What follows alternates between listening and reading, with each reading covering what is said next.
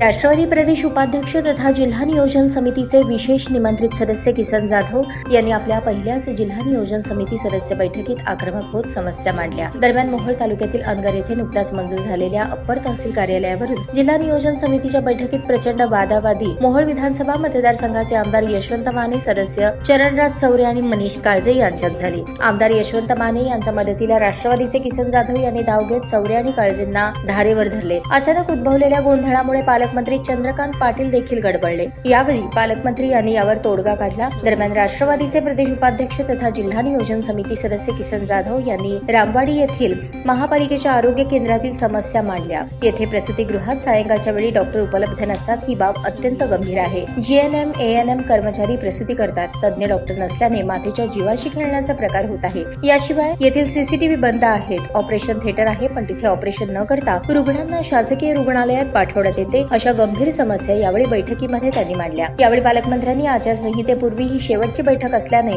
पालकमंत्र्यांनी समस्या मार्गी लागण्याविषयी तात्काळ प्रशासनाला सूचना कराव्यात अशी विनंती किसन जाधव यांनी पालकमंत्र्यांकडे केली। रामवाडी आरोग्य केंद्राच्या गंभीर समस्येबाबत महापालिका आयुक्त शीतल तेली उगले यांनी आपण तात्काळ लक्ष घालू आणि समस्या दूर करू अशी ग्वाही दिली। दरम्यान जिल्हा नियोजन समिती सदस्यपदी नियुक्तीनंतरच जाधव यांची पहिलीच बैठक गाजली आणि आक्रमक होत आपल्या समस्या त्यांनी मांडल्या। दरम्यान यावेळी खासदार ओमराजे निंबाळकर हे आपले प्रश्न मांडत होते। इतर सदस्यांना ते समस्या मांडण्यासाठी संधी देत नव्हते, परंतु यावेळी किसन जाधव आक्रमक झाले। खासदार ओमराजे निंबाळकर यांना आपल्या समस्या मांडत असताना त्यांनी पालकमंत्र्यांना विनंती करून त्यांना बोलण्यापासून रोखलं आणि आपल्या आक्रमक भूमिकेत किसन जाधव यांनी यावेळी समस्या मांडल्या।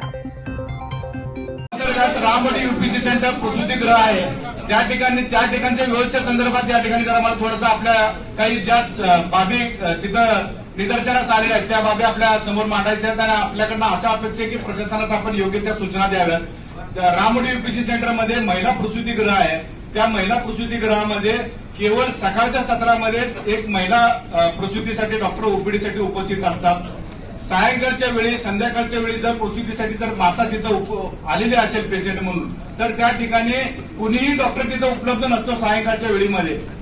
ही आरोग्य व्यवस्था गरिबांसाठी आहे, हद्दवारच्या लोकांसाठी आहे, प्रसूतीचा प्रश्न असणार आहे। त्या ठिकाणी जे आहे जीएनएम किंवा एएनएम कर्मचारी असतात त्यांच्या माध्यमातून ते प्रसूती केलं जात आहे। हा गांभीर्याचा विषय आहे, त्या माताच्या जीवाची खेळला जातोय। सन्मान्य अध्यक्ष साहेब, महानगरपालिकेचे आरोग्य एक मुद्दा उपस्थित करतो म्हणजे सगळं व्यवस्थित होईल। आता तुम्ही बसा, मुद्दा करा अध्यक्ष याचं उत्तर घेऊ ना।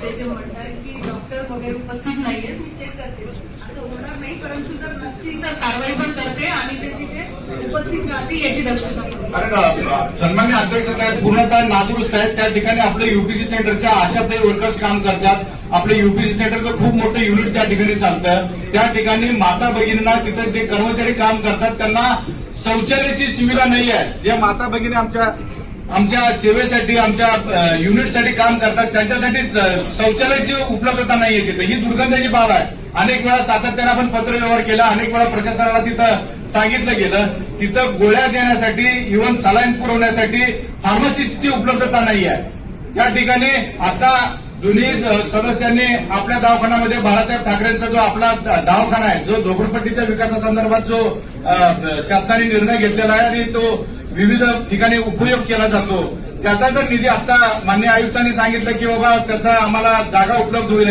त्याचा उपलब्ध असलेला निधी जरी या सेंटरला आपण उपयोगात आणला तर निश्चितपणे तिथल्या भागासाठी त्या लोकांसाठी उपयोगाचा होणार आहे। ठीक आहे, तुमचा मुद्दा करा आणि कमिशनरची जबाबदारी की त्यांनी तातडीने सोमवारी वर्किंग डेला उद्याचा एक दिवस ड्रायव्हर्स म्हणून लगेच चौकशी करून आम्हाला रिपोर्ट द्यावा आणि वेळ पडली तर त्याच्यामध्ये टॉयलेट्स नाही आहेत किंवा सीसीटीव्ही डॅमेज झाले सगळं बघू। आणि ऑपरेशन थिएटर देखील तिथं पूर्वी कार्यरत होतं, आताच्या परिस्थितीला ऑपरेशन थिएटरमध्ये तिथं सुविधा असून देखील ऑपरेशन सिव्हिलला जावा किंवा डब्ल्यून हॉस्पिटलला जावा। रामवाडी सेंटरमध्ये लक्ष्मी विष्णू मिलचा परिसर येतो, 1 नंबर झोपडपट्टी परिसर येतो, 2 नंबर झोपडपट्टीचा परिसर येतो, सगळे मिल कामगार त्या परिसरामध्ये राहतात। गोरगरिबांना त्या ठिकाणी सुविधा दिलं जातं। आपल्या मनपाच्या वतीनं ते सेंटर चालवलं जातं आणि तिथं जर आलेल्या पेशंटला जर असं दुसरीकडे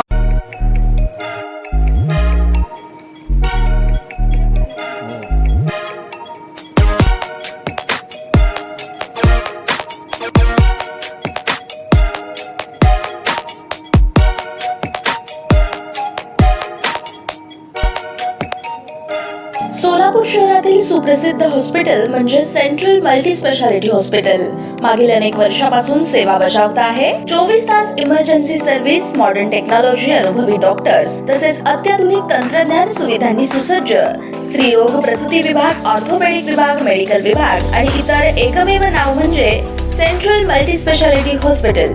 पत्ता गणेशपेठ शॉपिंग सेंटर, मंगळवार बाजार, सोलापूर. ताज्या बातम्या पाहण्यासाठी प्राईम महाराष्ट्र न्यूज चॅनलला सबस्क्राईब करा.